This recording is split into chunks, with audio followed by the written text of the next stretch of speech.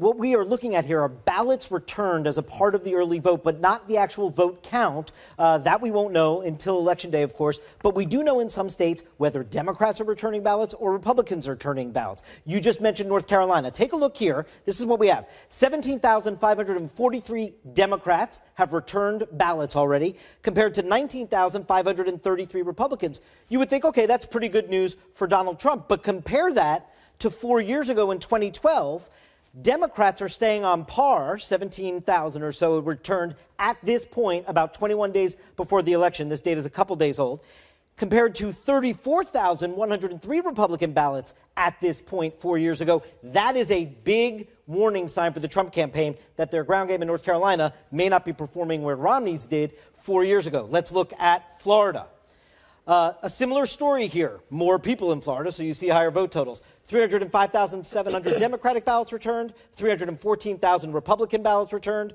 Compared to 2008, they didn't have 2012 data, so going back 8 years ago here in Florida. Take a look at this.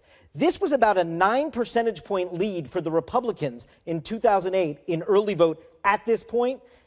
That's down to only a 1 percentage point lead for Republicans. And remember, Barack Obama won Florida in 2008. In Iowa, another state where we have some information coming in, this is probably the best news the Trump campaign has. Even though Democrats are returning more ballots than are Republicans, it hasn't really dropped tremendously. This is pretty consistent from where we were 4 years ago. Overall, it's lower on both sides, but this is about even. So unlike North Carolina and Florida, where you've seen the Trump campaign underperform what Romney did at this point 4 years ago, they're keeping even here in Iowa.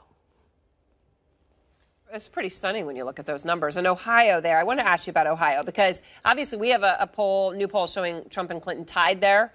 Some polls show him slightly ahead. I mean, this is a crucial state. He has to win Ohio. But early voting has plunged. Now, why is that? Right, so here are the numbers in Ohio. 68,551 Democratic ballots, 55,000 Republican ballots.